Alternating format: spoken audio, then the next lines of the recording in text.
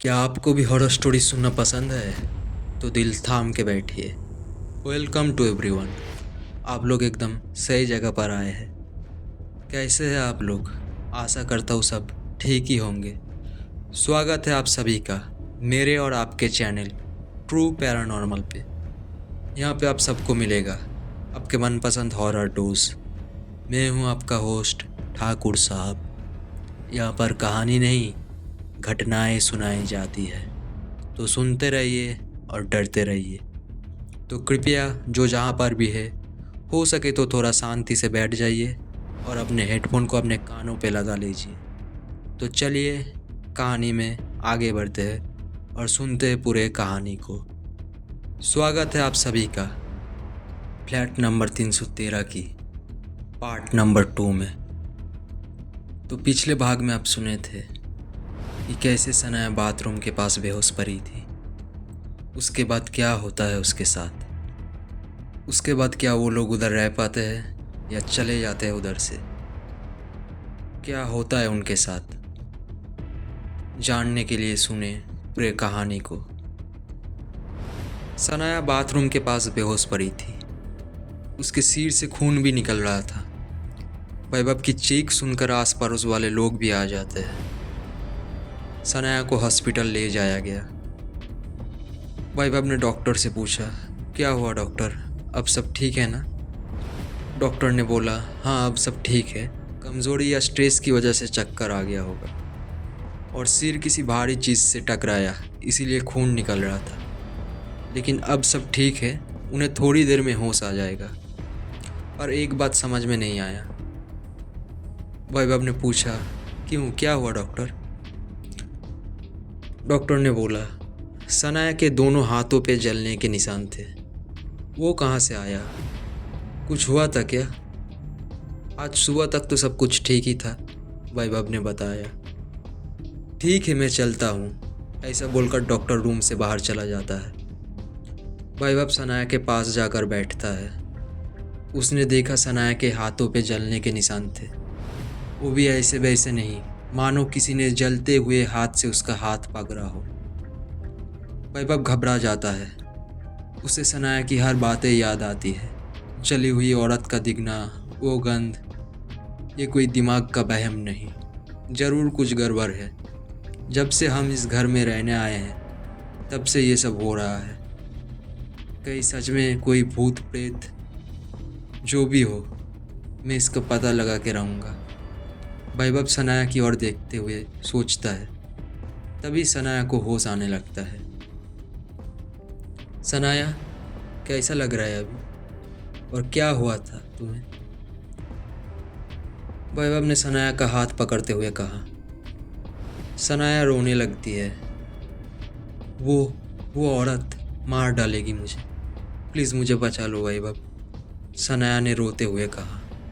बिस्तर से बताओ सनाया, क्या हुआ था, वैभव ने कहा।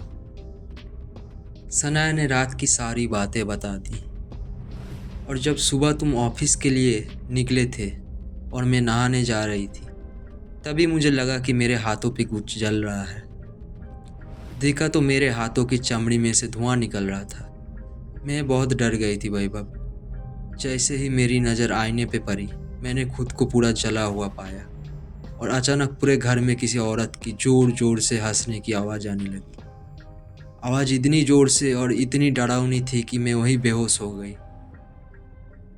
वैभव ने बोला, सब ठीक हो जाएगा, डोंट वरी सनाया।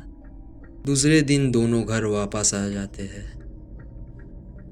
सनाया आराम कर रही थी कि तभी घर की डोरबेल बजी। वैभव ने दरवाज़ा खोला। अरे कविता जी, आइए आइए, वैभव ने अंदर आने का इशारा करते हुए कहा।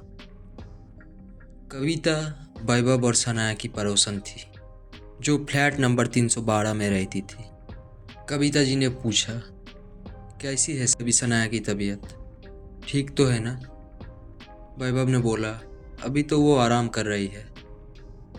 कविता जी ने बोला, चलो मैं तब बाद में आती हूँ। ऐसा बोलकर कविता जाने लगती है। फिर वैभव उसको रोकता है और बोलता है, प्लीज़ ज़रा बैठिए, मेरे को आपसे कुछ बात करना है। कविता जी ने बोला, बोलो वैभव, क्या बात है? वैभव ने पूछा, इस घर में कुछ हुआ था क्या?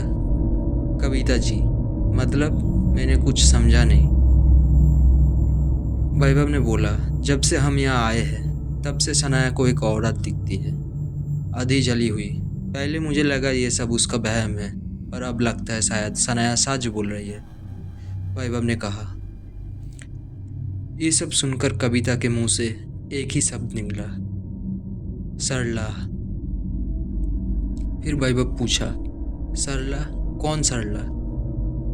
फिर कविता जी बोलने लगता है, आज से 10 साल पहले यहाँ एक पति पत्नी रहते थे, सरला मंगेश। बहुत खुश थे वो, नए नए यहाँ आए थे।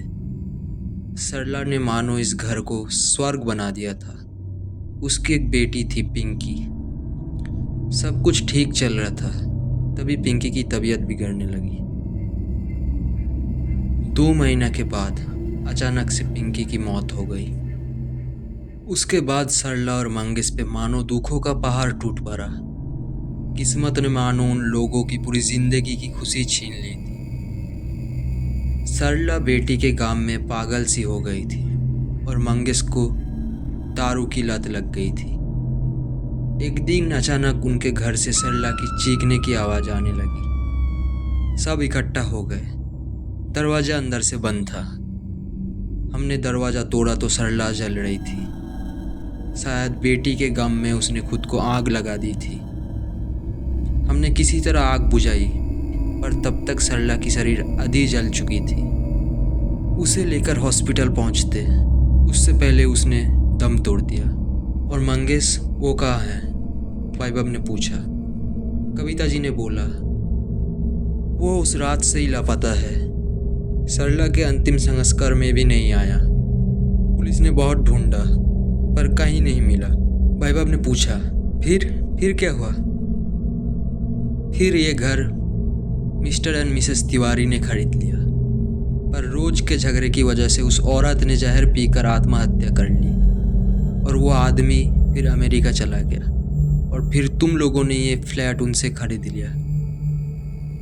मुझे तो पता ही नहीं चल रहा कि अब मैं क्या करूं।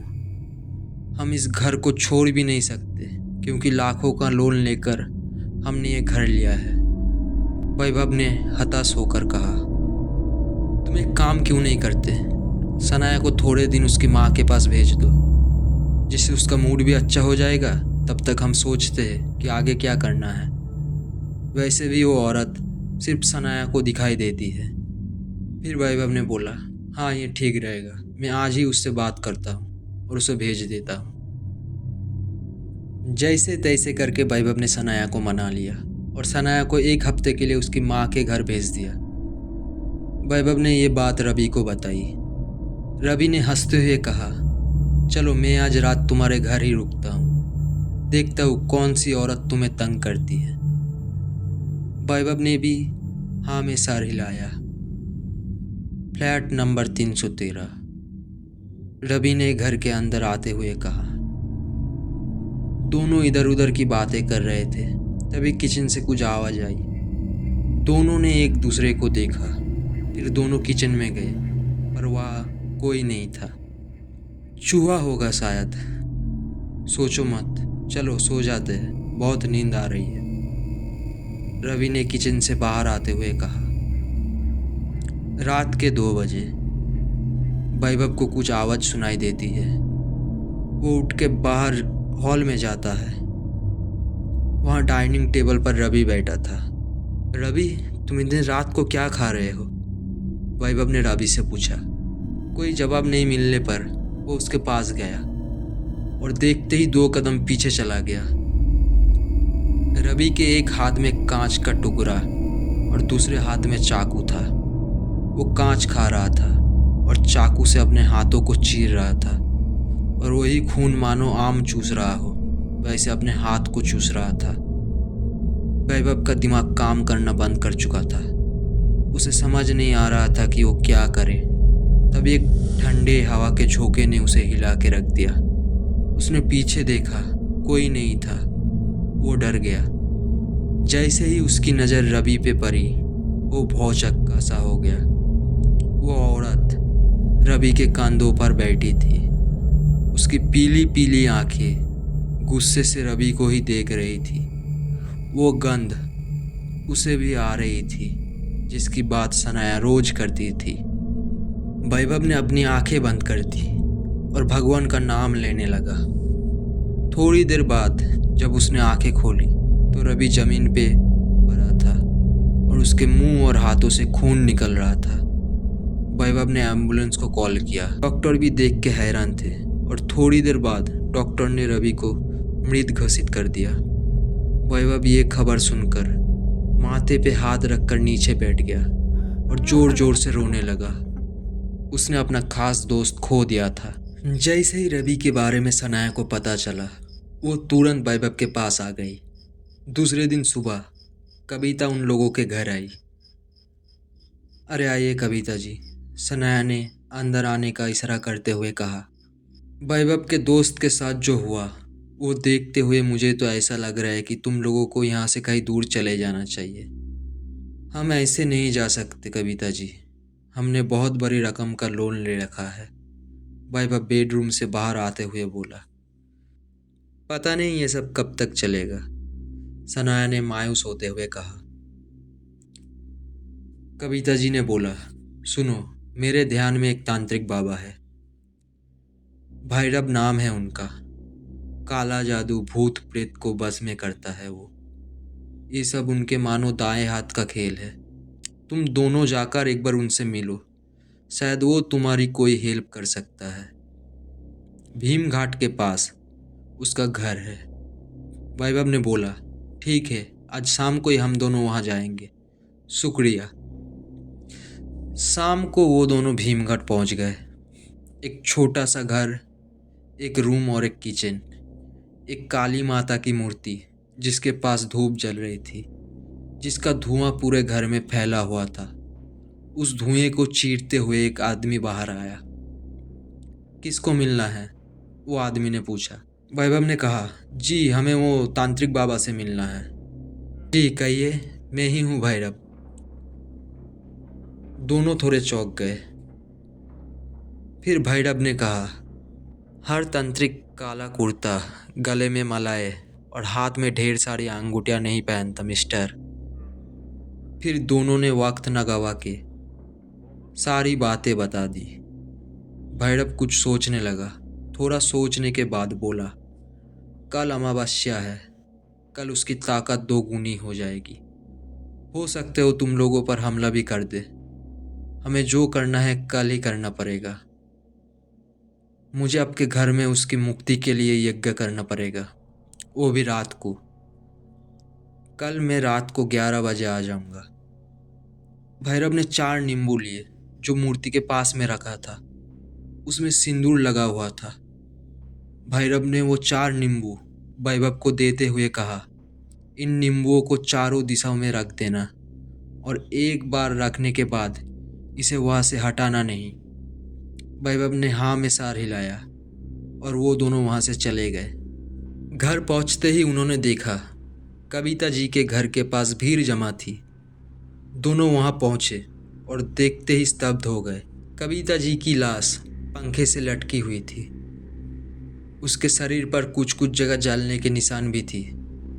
पुलिस लाश को नीचे उतरने की कोशिश कर रही थी और उसका पति रो रहा था।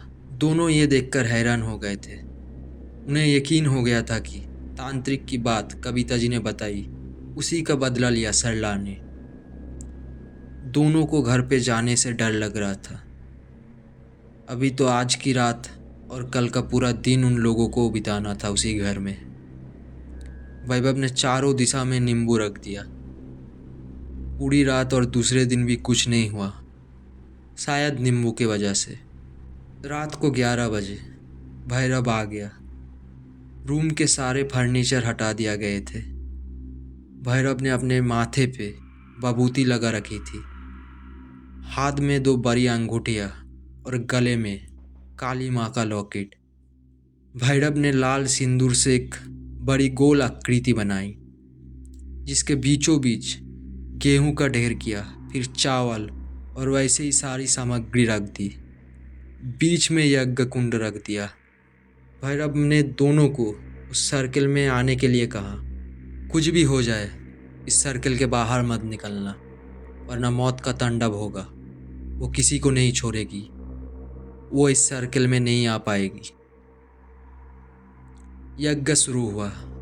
भैरव ने मंत्र बोलना चालू किया। वो बार बार सरला का नाम ले रहा था, पर कुछ हलचल नहीं हुई। जैसे ही भैरव ने आहुति देना शुरू किया, वो गंध फिर से आने लगी। हवा तेज होने लगी। दोनों डर गए। दोनों ने एक दूसरे का हाथ पकड़ लिया। भैरव सरला के नाम की आहुति दिए जा रहा था। तभी अचानक एक हवा का झोंका आया और सनाया को सर्कल के बाहर फेंक दिया। भैरव खड़ा हो गया। ये कैसे संभव है? तुमने नींबू को हटाया था वैभव? थोड़ा सोचने के बाद वैभव ने बोला, हाँ शायद सोफा आने के वक्त शायद नींबू हट गया था उधर से। वैभव इतना ही बोल पाया था, तभी सनाया की चीख सुनाई दी। दोनों ने देखा सरला ने सनाया का हाथ पकड़ा हुआ था और दोनों हवा में तैर रहे थे। सनाया के शरीर पे धीरे धीरे जलने के निशान बन रहे थे। तभी भैरव ने एक प्याले में गंगा जल लिया जिस पे सिंदूर मिला हुआ था। कुछ मंत्र फूका और सरला पर डाल दिया, जिससे कि सरला कमज़ोर पड़ गई और सनाया का हाथ छूट गया। जैसे ही वैभव सनाया को लेने आगे बढ़ा, सरला ने वैभव की ओर अपना हाथ किया और वैभव उछल कर दीवार से जा टकराया। भैरव फिर से गंगा जल लेने वाला था कि अचानक सरला ने उसे भी उछल के ज़मीन पे पटक दिया। वो वही बेहोश हो गया। अब फिर से सरला और सनाया हवा में तैर रहे थे। सनाया बेहोश हो चुकी थी। सनाया के शरीर से धुआं निकलने लगा। वैभव को कुछ समझ में नहीं आ रहा था कि अब वो सनाया को कैसे बचाए। तभी एक आवाज़ आता है, रुक जाओ सरला, छोड़ दो उसे, तुम्हारा गुनहगार मैं हूँ। वैभव आवाज़ की दिशा में मुड़ा और वो उसे देखते ही रह गया। वो वही बुरा आदमी था जो उस दिन वैभव को रास्ते पे मिला था। आप तो वैभव कुछ आगे बोल पाता, तभी सरला ने बोला, तो तुम आ ही गए मंगेश। और सरला जोर जोर से हंसने लगी। वैभव आश्चर्यचकित होकर उस मंगेश को देख रहा था। तो आप इनके पति हो जो इनकी मौत के बाद गायब हो गए थे? गायब नहीं, भाग गया था मुझे जिंदा जलाकर, सरला ने चीखते हुए कहा। क्या? वैभव ने चौंकते हुए पूछा। सरला ने सनाया का हाथ छोड़ दिया और वो अब बेहोश पड़ी थी। उस दिन वो काफ़ी शराब पीकर आए थे। बेटी को तो मैं पहले से ही खो चुकी थी। इतना कर्जा बढ़ गया था कि लोग रोज़ रोज़ हमसे पैसे मांगने आने लगे और ये बचे हुए पैसों से शराब पीते थे।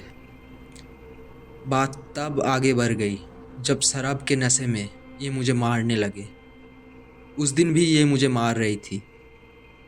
तभी गुस्से में आकर मैंने भी एक चमाटा दे मारा। इनसे ये बर्दाश्त नहीं हुआ और इसने मुझ पे शराब छिड़का कर मुझे जिंदा जला दिया और भाग गया। लोगों को ऐसा लगा कि मैंने बेटी के गम में आत्महत्या की। इसके बाद जो भी यहाँ रहने आया मैंने सबको मार दिया। ये घर मेरा है, सिर्फ मेरा है। मैं सबको मार दूंगी, वैसे ही जैसे कविता को मारा, रवि को मारा। और कविता, वो तो मेरी अच्छी दोस्त थी और वो मेरे ही खिलाफ तुमको तांत्रिक के पास भेजा, इसीलिए मैंने उसको भी मार दिया। और फिर सरला गुस्से से मंगेश की ओर देखने लगी। उसके गुस्से की वजह से उसके शरीर में से धुआं निकलने लगा, जिसकी गर्माहट वैभव साफ महसूस कर पा रहा था। मंगेश कुछ बोल पाता उससे पहले ही सरला बारी तेजी से उसकी ओर लपकी और एक झटके में मंगेश के आर पार चली गई। बहुत सारी हड्डियां टूटने की आवाज़ एक साथ आई और मंगेश वही धराशायी हो गया। उसके शरीर में से भी धुआं निकलने लगा और वो धीरे धीरे हवा में उछल हो गया। फिर सरला गुस्से में सनाया की ओर बढ़ी। वैभव ने हाथ जोड़ते हुए कहा, प्लीज़ छोड़ दो हमें, अब तो तुम्हारा बदला भी पूरा हो गया, चले जाओ यहाँ से। सरला ने चीखते हुए कहा, नहीं, ये घर मेरा है। जो भी आएगा मैं उसे मार दूंगी, कोई नहीं बचेगा। सरला जोर जोर से हंसने लगी। तभी भैरव की आंखें खुली।